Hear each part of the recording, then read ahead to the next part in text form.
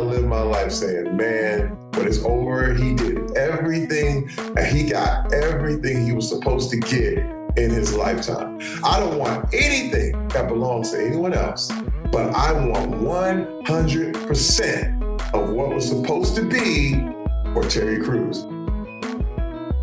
Hi, everyone. I'm Amy Devers. I'm Jamie Derringer, and this is Clever. Amy and I are taking a breather during the holidays, so we selected an episode from the archives that we thought you'd enjoy. This episode, number 7, features actor, artist, furniture designer, athlete, and activist Terry Crews.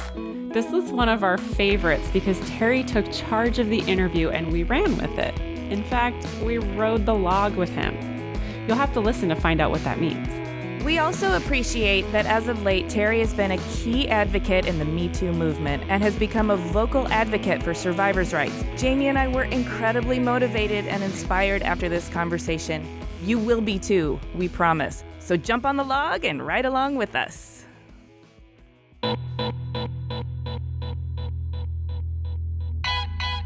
My name is Terry Crews. I'm in Los Angeles.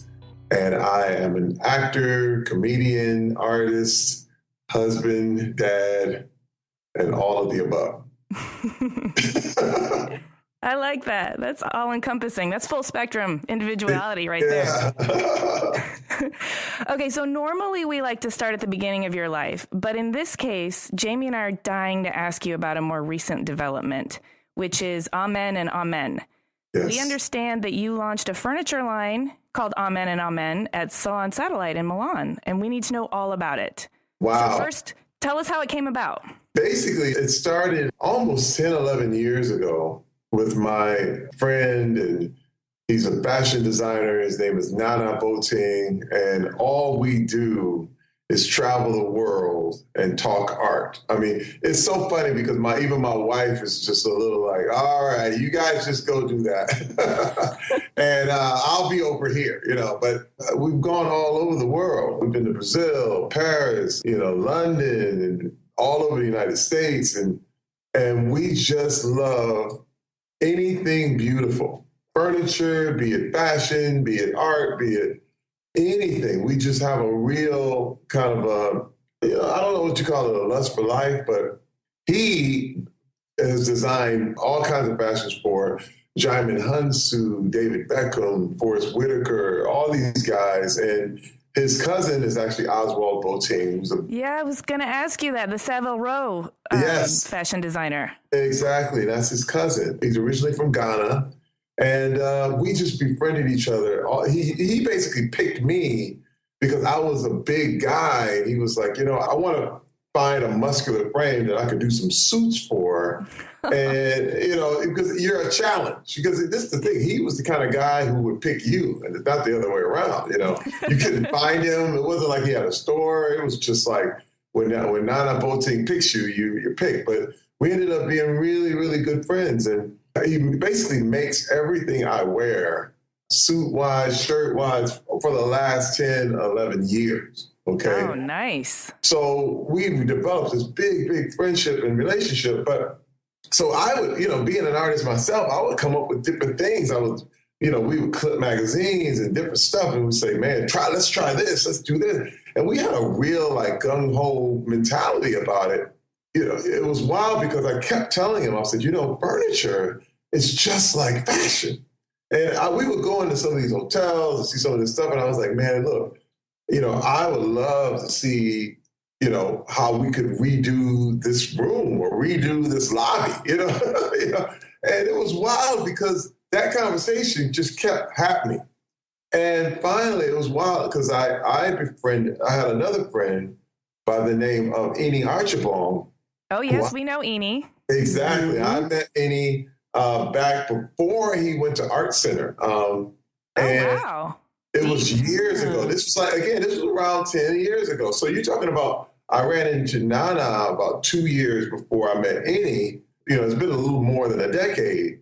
And Eni was another guy where I met him he was working for a menswear place here in Pasadena where I lived.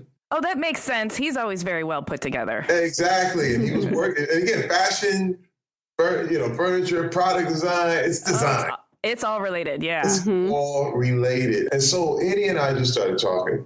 And every time I went into the store where he worked, we would have more conversations, and he was telling me how he was going to go to art center and the whole thing. And I was like, cool, man, I'm cheering for you. Well, literally almost 2 years ago, we had got out of contact. Nana and I had been doing things together, but Andy and I had got out of contact. And I said, I wonder what happened to Andy, So I started to search and I found him on LinkedIn.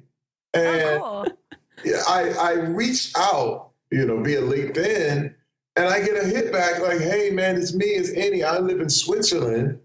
I graduated Art Center. I studied in Singapore. I now am getting my master's in luxury at a university in Switzerland. I want my master's in luxury. Yeah. And I'm like, oh, my God, Andy, that's great, man, and I hit him up. And I couldn't believe he had just got married and the whole thing. So he's living in Basel, Switzerland, studying luxury. So I said, Andy, check it out. I'm going to fly to Switzerland and visit you. And I'm going to bring my friend Nana. And literally, it was probably 3 months later during my break and my hiatus, I had just hosted the New Year's Eve show for NBC with Carson Daly. And the next day, on New Year's Day, I flew to Basel, Switzerland. And we met with Andy. I was so impressed by all the things he was doing. I just said, you know what, man, whatever you want to do, I will commission you to do.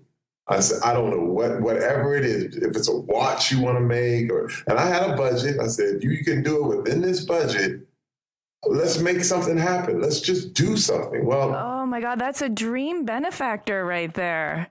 One of the biggest things for me that kills artists all the time is competition. And, everyone tries to get you to dumb your things down so that you can make it sell. And, okay, we have to sell this thing. I said, look, I'm going to give you no pressure. There's no pressure at all. We don't have to sell whatever you make. I mean, that's not even what we're trying to do. And what I said it was kind of weird because they were like, even my wife was like, why are you doing this? I said, sometimes shit just got to get made. Well, it's true. And you can really expand your creativity if you're not hemmed in by things like, well, this isn't going to sell or this is going to cost too much to ship. And absolutely. Exactly. And that's what Andy was telling me. He said, a lot of times at schools, they would always tell them to calm it down because it's not going to sell. If it's too wild or it's too this. And I was like, you know what?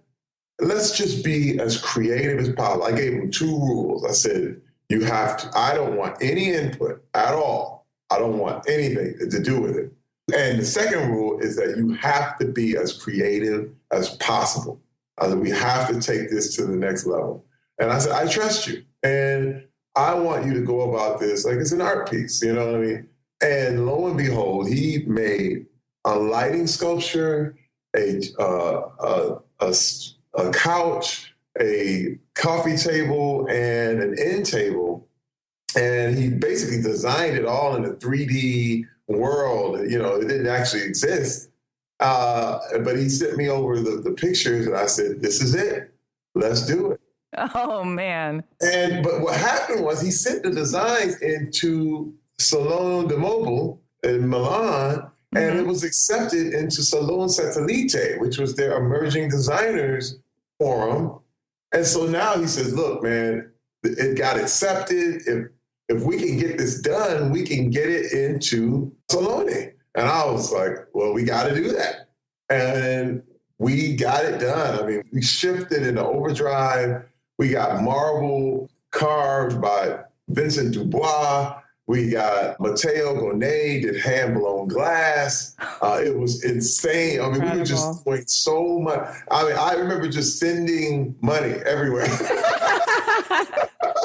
But it was so much fun because he was sending me back all these pictures of all this stuff getting made. And I actually had my assistant fly over and get video of the glass being blown. And he took photos in Switzerland of all the others, the marble getting attached to the glass. And Oh, it's so exciting when it starts to come together, isn't it? Oh, it was like to have a thing that was in our head. And then he actually secured our good friend Nolan New to put together the design of the couch. Oh, yeah. So Nolan's here in LA. We know Nolan. Exactly. So the couch was made right here in Los Angeles in his factory.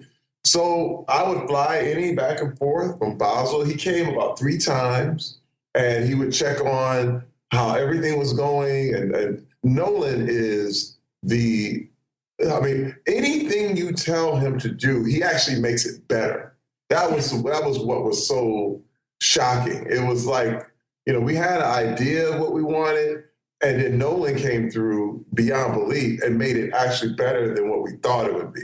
Well, that is the hallmark of a fantastic collaboration right there. Absolutely. It was insane. And so we shipped everything over to Milan, and I had my fingers crossed. And I got an Airbnb for everybody, and my wife and I went, and we secured our hotels and all that. I mean, it was a big, giant operation. And it was funny because I didn't know what was going to happen. You just wonder, like, what is this going to mean? What is this going to happen? And let me tell you, when, that's when the problem started. When we got there, it was like, okay, we need this for the booth. We need this. But it was a major operation. It's no small feat. Oh, no, it was no small feat. I mean, it was everything had to be done. It was customs to go through and all this. But we did it. And I told Annie, I said, there's no stopping 2 people who want to see something get done. You will always, always complete it. Like, it's like marriage. If 2 people want to be together, there's nothing that will ever stop them from being together, ever. And it's the same thing if you ever want to accomplish something. If you have 2 people that want to see it done, and the only reason something doesn't get done is because one person fell out. That's just the truth. You know what I mean? One person decided, nah, I'm not going to go all the way. But I said, there's no end to this for me. I'm going to finish this and see this all the way through. And it was a smash. I mean, smash. We had all the magazines and all the officials from Salone were there and taking photos, and all the design companies came through, and they were like, I'll never forget walking out, and one of the executives from a design company, furniture design company, Mui, came to me and tapped me on my shoulder, and he's like, "Is this you? Is this you?" And I said, well, it's me and Annie Archibald. He said, "Oh my God," he said, "it's the best piece in the show." Oh, that feels so good. We were getting reactions from, Jerry Helling, the president of Bernhard Design, and they loved it. I mean, people were all I could hear was just the decor magazines. And then Dwell came and did a huge interview with me and Annie, and then we did a photo shoot in New York afterward. And it just came with all this buzz, you know what I mean? And it was worth it. It was worth it. It's one of the most satisfying, most amazing to actually be in Milan. And this is the thing. Nana and I, the reason we were actually talking about doing clothing first. We had lasts made up for shoes and clothing. But the thing is, because of Annie and this furniture opportunity and the fact that Nana and I have been talking furniture for so long, and we had always intended on getting into it, but we said we have to take it as it goes. I call it riding the log. It's kind of like there's a log in the stream and you grab it, and it might take you right or it might take you left. You know what I mean? Yeah, but you don't want to fight the current. Right. Don't let go. See, a lot of times people let go of the log and they try to swim left, and you end up in a bad place. You know what I'm saying? And you end up marooned and you're not going anywhere. And my thing was, listen, if the log is going right, grab the log and let's go. And let's flow all the way. So it took this furniture route, and it's getting bigger and better. And both of us are so glad and ecstatic of the reaction and how well it's been received. Yeah, it's absolutely beautiful. I mean, just to describe it for our listeners, it's a series of mostly glass furniture, right? Am I correct? Yes. A coffee table and end table have hand-blown legs, glass legs, which is unprecedented. I mean, The legs are on, but they're solid glass. Oh, yeah, it looks sturdy. And there's these beautiful color gradients running down the legs, and there's matching lighting sculpture that is gorgeous. It's a piece that really shows that you were interested in commissioning not only design, but art. Exactly. But that can only be done if you let people be as creative as possible. People would have said, okay, you can't make glass legs, so let's just stop that. You know? Yeah. And, we even had a thing where we're going to have to make some changes, but we have a marble. In the lighting sculpture, it's marble on the top, and it's immensely heavy. Like, it's crazy heavy. Yeah, it's a machined marble medallion, right? And all of the textures are sort of perforating the marble plane and dripping down through it in just a gorgeous way. It's got a lot of sensuality. It's actually as if the marble was dripping. But the thing is, it's extremely heavy. Like, there's liability issues. Yeah, you don't want that shit falling off a ceiling. That will kill someone. It's basically like walking under a piano. Yeah. Now, you would have a lot of people saying, you can't do that. But we decided to do it anyway. You know what I mean? Now, we can always make changes. We can make it out of another substance. We can do some other thing or whatever to make it safer. Or you can just make sure that a company is going to make sure it's extremely secure wherever it goes. But it's one of those things where there were no limits. Like, we just said, whatever we're going to think, let's do. Yeah, you broke some of the cardinal rules of design as well, which is don't put marble overhead and don't make legs out of glass. But it's always really exciting when that happens, when people sort of take those risks and rebel in that way. Exciting stuff comes from it. Well, that's what we did. There was a lot of rebellion involved. There were rules that were broken, but it let you know what's possible. And I've always said, in regards to my life, is that I exist to show you what's possible. It's almost like every person's life, you're supposed to be about what is possible. The reason you're standing right where you are is because you are now the example of possibilities. And if you go about your life like that, you know how special you are. You know what I mean? It's like you feel like you're just normal and everything's regular, but you are a confluence of a whole lot of accidents. You know what I mean? A whole lot of beautiful things that have magically thrown together to become who you are. And I think it's the same way with art. It's the same way with creativity. And I wanted to encourage that. It felt good to be a part of this and to be, someone who could make this stuff happen. I've been waiting for years to be like the initiator like this. Yeah, it sounds like it was baking for a long time. Yeah, and welcome to the design world. It's fun to have an exciting new player on the team like this. I can't wait to see what's next. We're as engrossed in this conversation as you are, but we've got to keep the lights on. So we'll be right back after a quick break. Support for Clever comes from FreshBooks. Being a busy, kick-ass designer can sometimes mean that other parts of being a freelancer don't get as much love, like staying on top of your day-to-day admin. FreshBooks is here to help. FreshBooks makes super simple cloud accounting software that's helping over 5 million small business owners crush their paperwork so they can spend more time creating. And don't let the word accounting freak you out. FreshBooks is actually made for creatives who don't like dealing with numbers. You can create and send an invoice in about 30 seconds flat. Clients can pay you online, which can improve how quickly you get paid. Plus, it helps you handle any awkwardness with customizable late payment reminders, and even shows you when your client has viewed an invoice. Who doesn't need that? FreshBooks is offering a free month to all Clever listeners right now. To claim your offer, go to freshbooks.com/clever and enter Clever Podcast in the How Did You Hear About Us section. I grew up in Flint, Michigan, but as a kid, I was an artist, painting, drawing.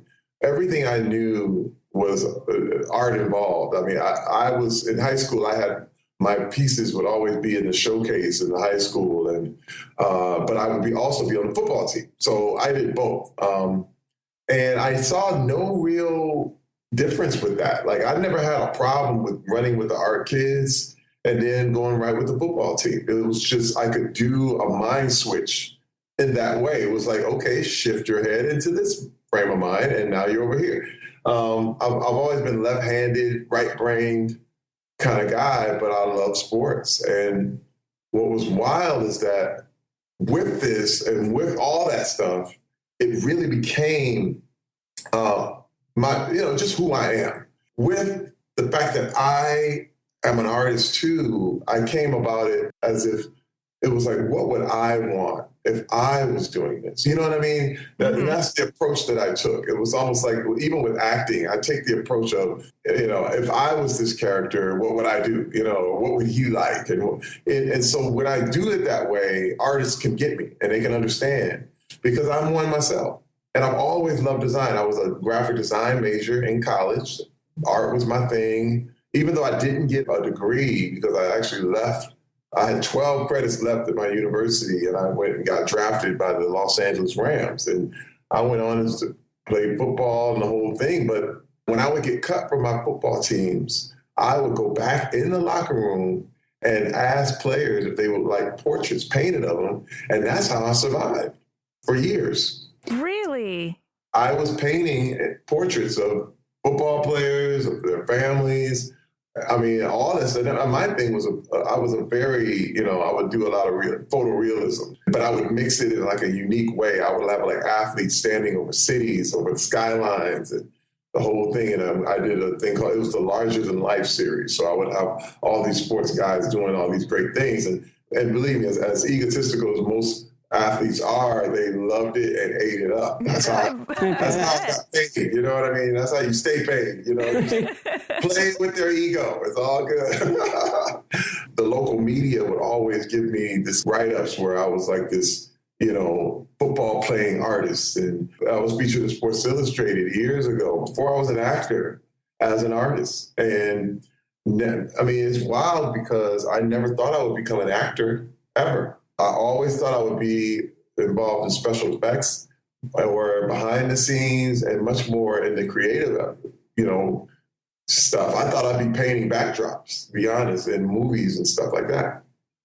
That's so interesting. And yet there's a real through line to everything, because you're both tough and sensitive, which is kind of critical to being an artist. I mean, you have to have a high degree of empathy and creativity in order to even pour yourself into work like that, which seems like those are also two characteristics that are really necessary in acting.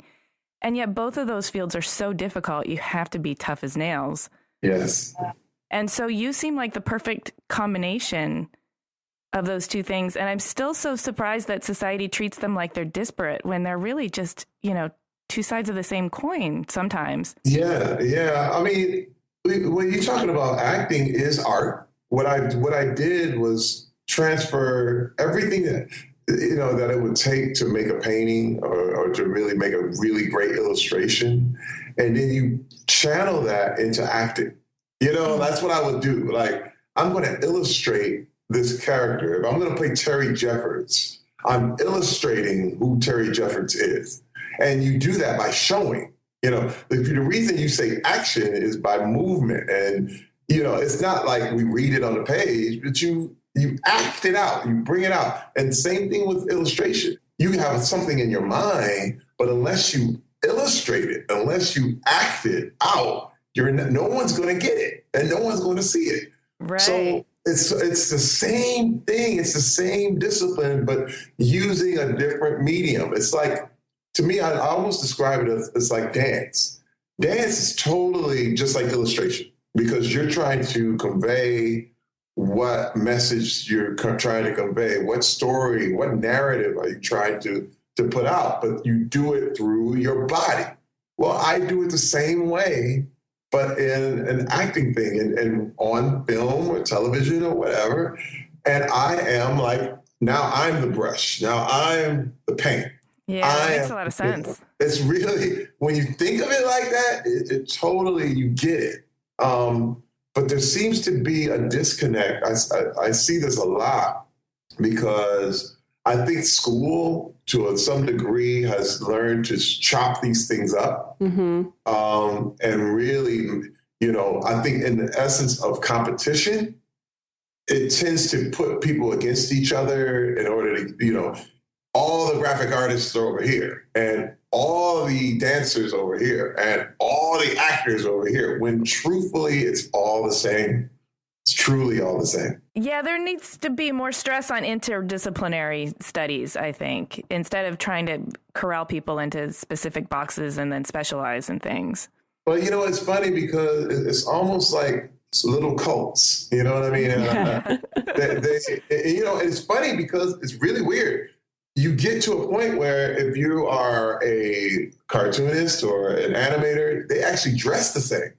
You know what I mean? Yeah.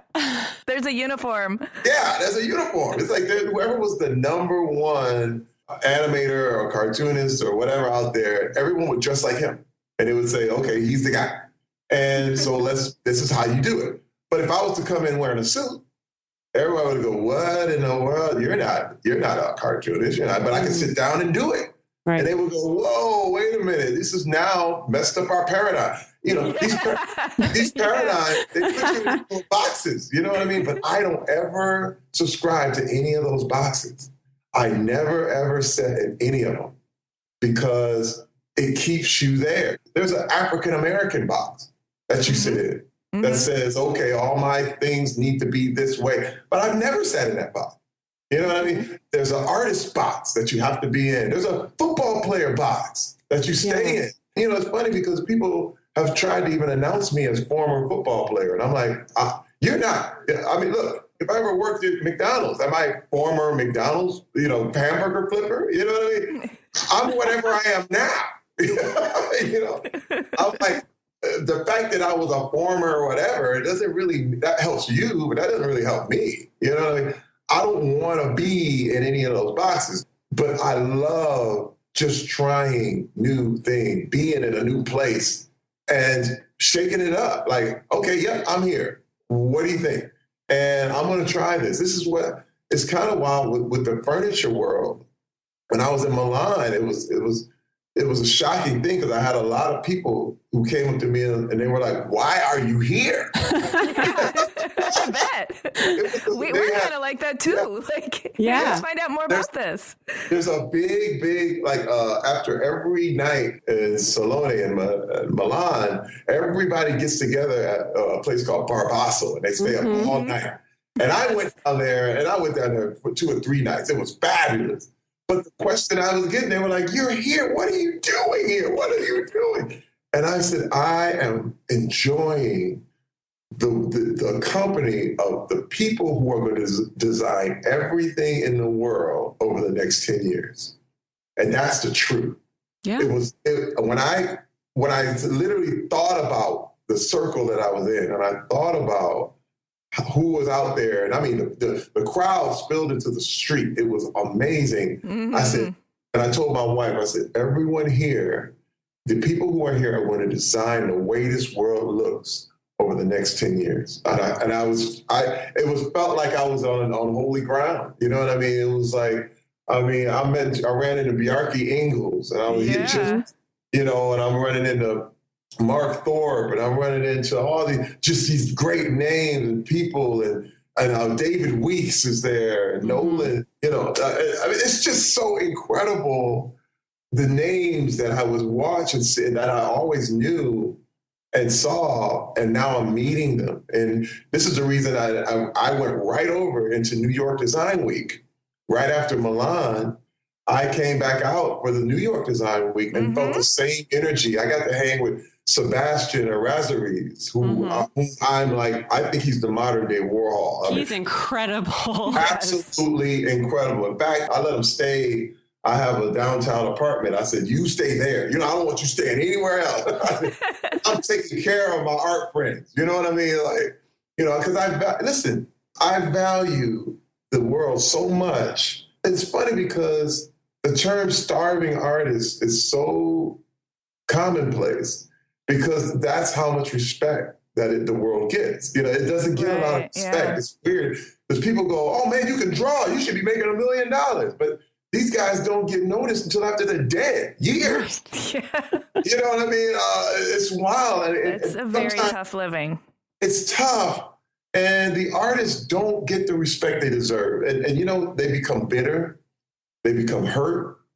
And they get real cynical. Mm-hmm. And I always feel like it's my job to almost therapize artists sometimes, because you have to wake them up out of because they've been hurt a lot. You know what I mean? Yeah, they're wounded. They're very wounded people. They're like actors. Actors are very wounded. Usually you line up, it's a cattle call. They say you, and the rest of you can go home. And you know, it's hurtful. It's just painful. It's a painful life. But I tell them on the way out, it's like, dude, it's worth doing. Hey, it's worth doing. Imagine any neighborhood that you ever had. You don't want to move in people with money and people. You don't want to move in a bunch of stockbrokers. You want to move in artists, because as soon as you move artists into your neighborhood, your values go up. Yeah. Because they are going to improve your neighborhood. They have a vision. And without vision, what are you going to do? You have nothing. You have nothing.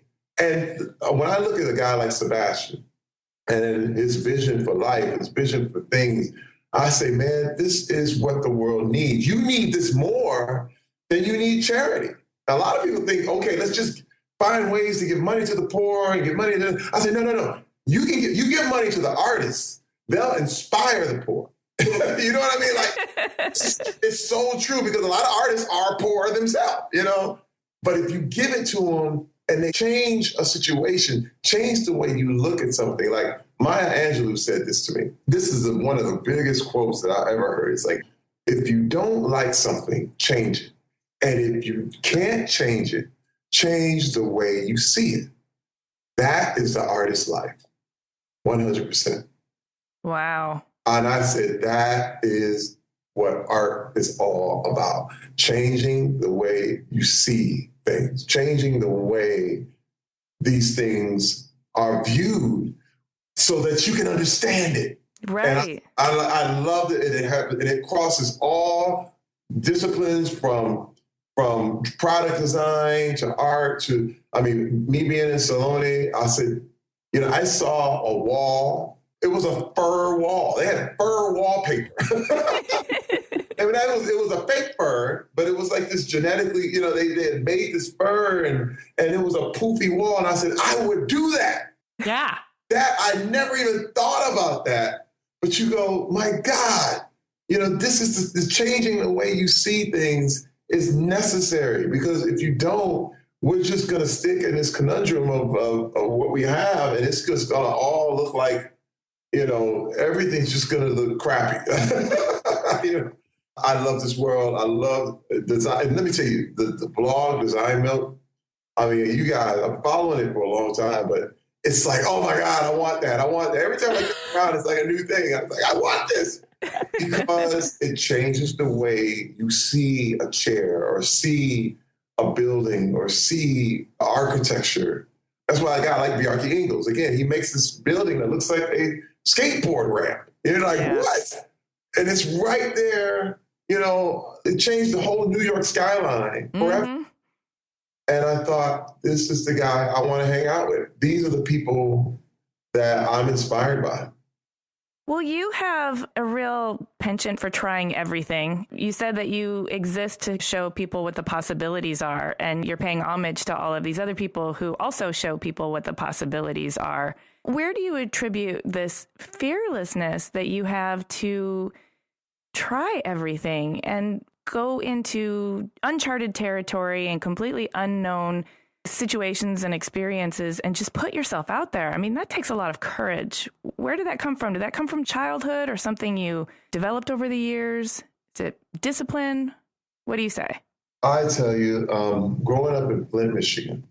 Yeah, I grew up in Ypsilanti around the same time that you were in Flint, and Flint was harder hit than Ypsilanti for sure. But that was economically depressed. That's when all the auto plants were closing, and it was a pretty bleak place to grow up. It was very, very bleak. I grew up in the middle of the whole decline of the auto industry and the rise of the crack epidemic. So you're talking double whammy in a major, major way. This is what I'm talking about. A lot of people think that your environment creates how you feel, but the opposite is actually true. The people create the environment. And I'm going to tell you what the environment was. The environment in Flint, Michigan you had scores and scores of people who were super creative, super imaginative, and amazing. And they all traded it in for security. They traded in all of that so that they could get a secure job at General Motors or whatever auto plant. My grandmother worked for AC Sparkplug for over 40 years. You know, she put a nut on a bolt and sent it on its way and did that every day for almost 10 hours for 40 years. She had dreams, she had goals, and she traded it all in for security. Now, again, she was doing better than her parents did. Mm-hmm. But when I was coming up, I was like, that is not going to be me. I don't need security. You know what? If that's security, I don't want it. Because what happened is everyone found out that it wasn't secure in the first place. Right. The rug got pulled out from underneath. Oh, when it all ended and they found out they weren't secure, they all wished they had started that idea, wished they had went after that dream, wished that they had done what they always wanted to do. Yeah. And it was too late. Yeah. I'm trying to tell you, it was like Body Snatchers. I mean, it was literally Walking Dead. They were like, I put all this in here and it's gone? Are you serious?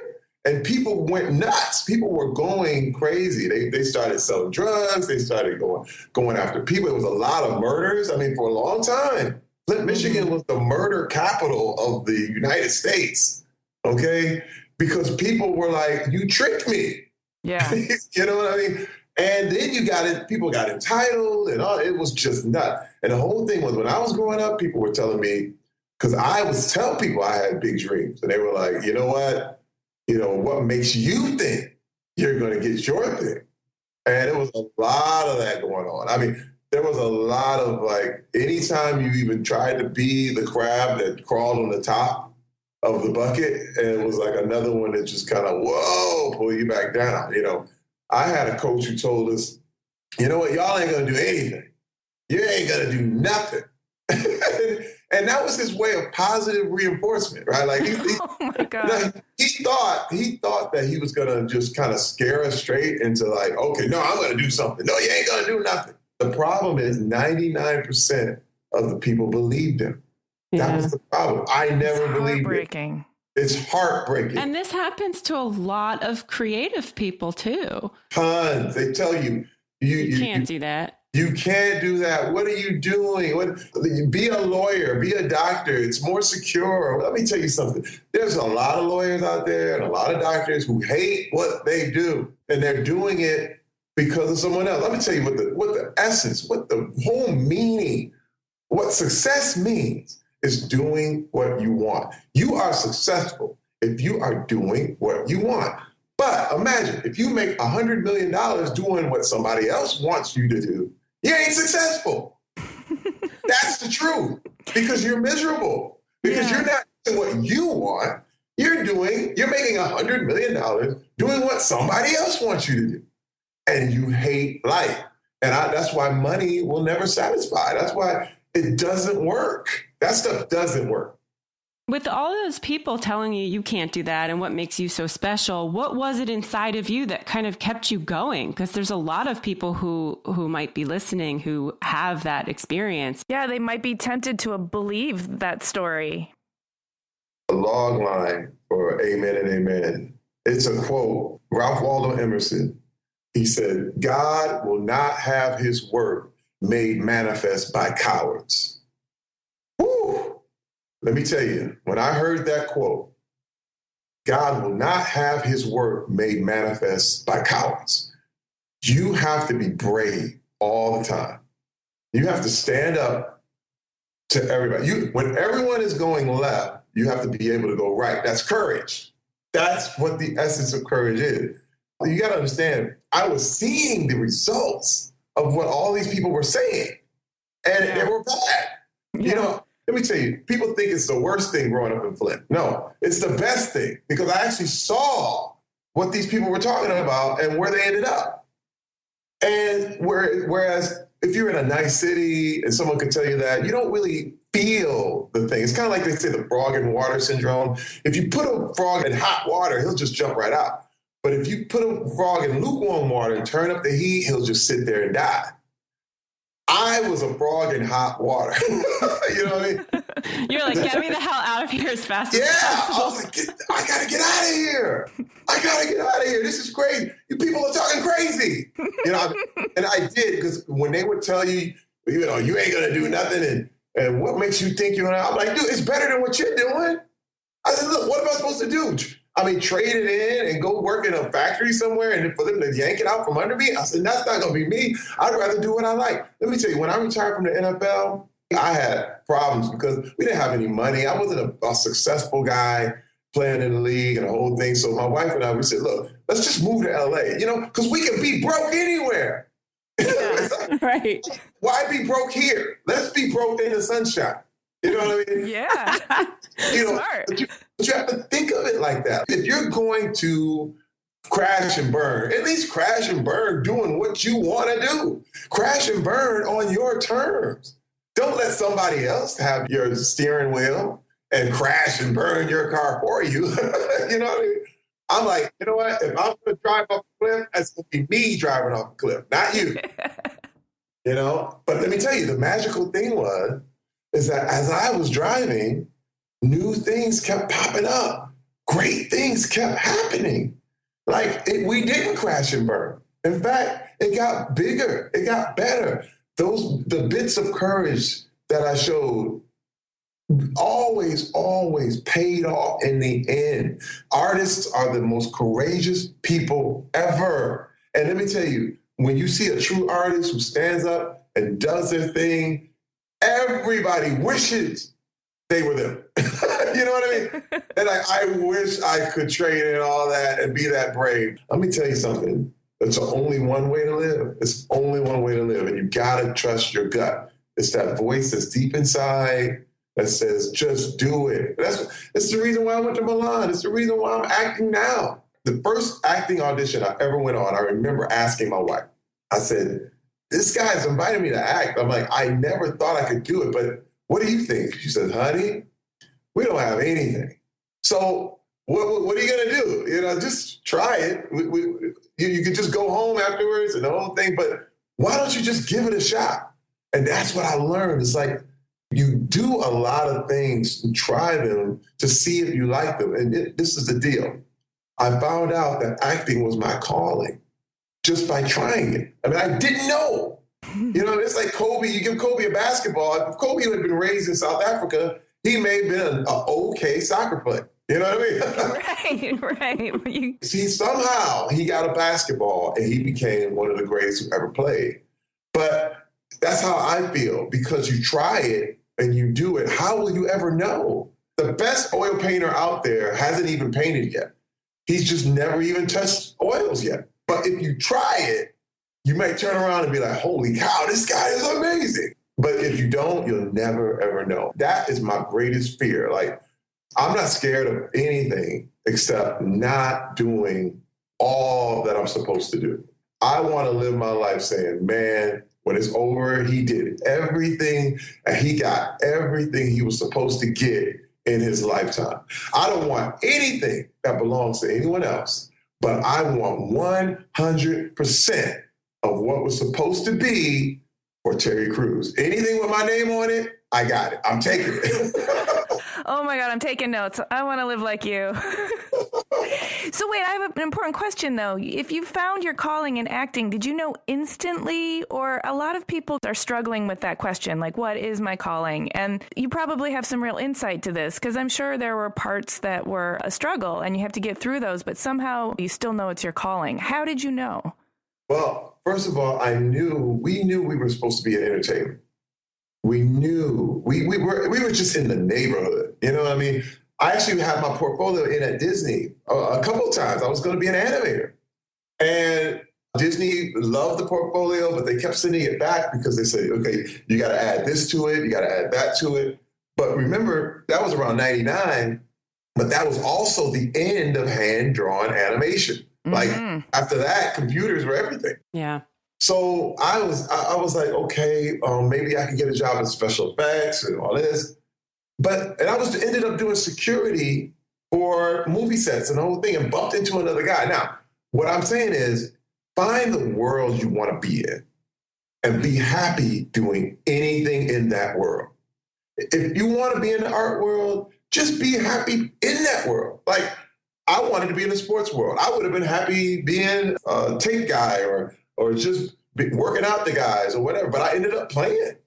Same thing with Hollywood. If I would have ended up behind the scenes, working at a special effects shop, painting monsters and ghouls and goblins, I would have been just as happy as I am right now. You know what I mean? Because I would just give everything into it. But when you give everything, when you give a little bit more than you're expected, it always takes you higher. You can't figure it all out because it's never going to be spelled out for you. And that's the thing, too. I have to tell people a lot of times, school has trained people to just line up and take the obvious route. Mm-hmm. But you know what I mean? It's kind of, in fact, school tells you a lot of times you're not going to make it. Like, you're doing this wrong, you're doing that wrong, and this is the way to do it. But a lot of people who decide they're going to have to really, really do it, you almost have to buck what the school has been telling you. You know? Now, I love school. Don't get me wrong. School is absolutely essential. But it's only part of the piece. You know what I mean? Yeah. Yeah, it sounds like you're championing independent thinking along with a formal education. It's exactly like when people feel like, okay, I got my degree, I should be doing this right now. But that's not the way it works.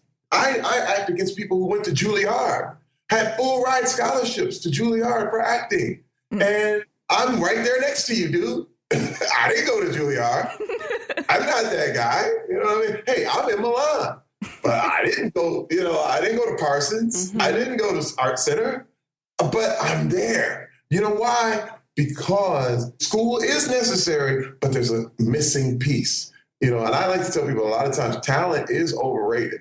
There's an independent thinking. You got to want it. Once you figure out what you want, my God, nothing can stop you after that. And I knew we were going to make it in LA, but I didn't know what it was going to be.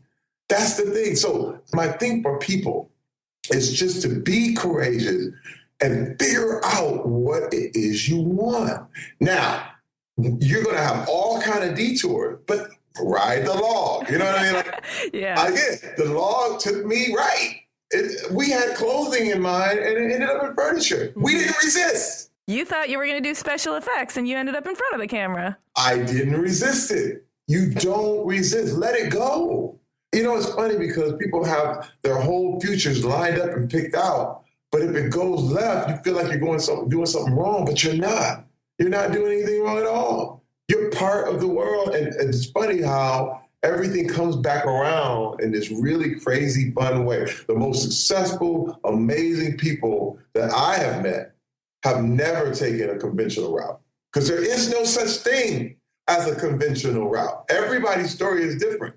It doesn't have anything to do with personality. Because a lot of people think, well, he just has this outgoing. And I know very, very quiet, very, very meek and mild people who are amazingly bold at what they do. Mm-hmm. You know what I mean? You just have to have passion. If you have passion for something, don't stop it. Never, ever, ever let anybody take your passion, ever. And that doesn't mean being loud or whatever, or just screaming and hollering. It means you just will not give up, ever. I love that. I'm so inspired now. I know. I want to go out and do a whole bunch of new stuff I've never done before. And do it. Just try it. And listen, what's going to happen is you're going to feel out of place. You're going to feel really weird. And that means it's working. Oh, I hear you. I didn't even know that I could do a podcast. I'm not, the best at talking to people, but I'm learning. And it feels weird, and I'm adjusting, and I'll get better at it. Listen, let me tell you, I love this, and this is what I learned. I like doing live things. I like doing live things on TV and hosting live events because you don't know what's going to happen. And that makes other actors panic. Yeah. But it does. They want lines and tell me what to do. But I love the fact that anything can happen at any moment. Okay? And that means it won't be boring. Right. If you know everything's going to happen, everything's just laid out and it's all scripted and you're bored. If you ever watch a movie or watch something, you already know how it ends. You turn it off. Mm-hmm. Yeah. But when it's live, you have no idea what's about to happen. and your eyes are peeled and people are like, what? And the energy is flowing. Let me tell you something. That's art. Like, oh my God, what is about to happen here? You know? And I live here. I love living here. Love living here, where you don't know what's going to happen. I told this to David Weeks, and he said, this is weird, because he said, this changed my life. I was like, man, I said something to change David Weeks' life. Blew me away. I told him there's a big difference between fear and excitement. They feel exactly the same, okay? But know that you're not scared. You're just excited. And he went, oh my God, because a lot of people have fear. And they think it's fear, but you're not fear. You're just excited. Your body is reacting the same way as it would to fear, but it's excitement. So don't ever think you're scared. You're just excited. Once I found that out, I could do anything. Because I'm not scared. I'm just excited. Oh my gosh, that does change everything. It does. It changes everything. Everything. When you go into a new relationship, a new person, I'm not scared of this world. I'm excited about the world. Now your body says, it's almost putting an optimistic spin on your situation. But when you go, I'm scared, you immediately, your body reacts as shut down, get away from it, fight or flight. You know what I mean? And it gets weird. But when you say, I'm excited, you embrace these things. You get into new situations. You understand what this stuff is and call it excitement. Call it what it is. And I'm telling you the truth. I am not lying to you. You are not scared. You are just excited. And this is for every artist out there. That has been so inspiring, and we can't wait to see what's next from Terry Crews in general, but also in the design world. Can you tell us what's coming down the pike? Which way the log is going? I know the log is going. Log is going a great way. I cannot announce it yet, not at all. But I have some very, very big meetings coming up. Very exciting. Will you promise us to come back on the podcast when you can announce it? No. I promise you're going to be the first one that I call. Oh, I like that. When this goes down, it's going to shake up the world. It's so exciting. It's so beyond belief that I was like, oh, man. You know what I mean? And it takes a lot to make me go, oh, wow. This is one of the things that's happening. And when you hear about it, you'll go, that's exactly what he was telling me about. I hate to jinx it. It's almost like telling people you got a movie or after a while, you just let it come when it's supposed to come. That's another thing I learned. Just relax, you know? Well, you've definitely planted the seed of anticipation. Now we're all salivating to hear what this is. Oh, but it's coming, and it's going to be enormous, and it feels so good. You know, this is the world I love. This is the world I want to be in, and I'm not leaving. Hello, design world. Terry Crews is here to stay. Art world, I'm never leaving. Remember the space? I'm here. Well, you are welcome here, and we are really, really excited and happy that you're here. Oh, love you guys. Love you. Open arm embrace. Welcome, welcome, welcome. And thank you so much for talking to us. This has been amazing. Thank you, Amy, Jamie. Again, I love you guys, and you have no idea how influential the work that you guys are doing right now. I'm telling you, it's absolutely phenomenal. Well, thank you. Now I have a big head. I'm going to tell everybody. You deserve it. You deserve it. You did a great job. You guys, great work. It's awesome. Well, we'll see you at the next design event.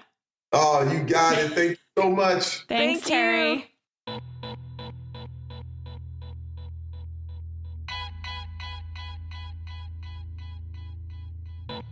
Oh my goodness.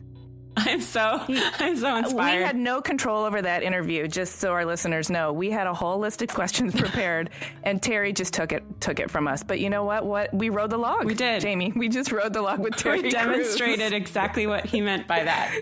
Yes. But we're happy that it went in the direction that it went. I feel like I know a lot more about him and his background and his passion for design and why he's doing what he's doing. I also feel super inspired. I feel so inspired, and I feel ready to really embrace all of the things that feel like challenges, because now I'm excited about them instead of afraid. Not scared anymore. I'm just excited. Just his spirit. I mean, he just has always had a a macro perspective on his situation, right? He never seemed mired in the details. He always was able to zoom out and say, hey, this isn't what I want. I'm not staying here.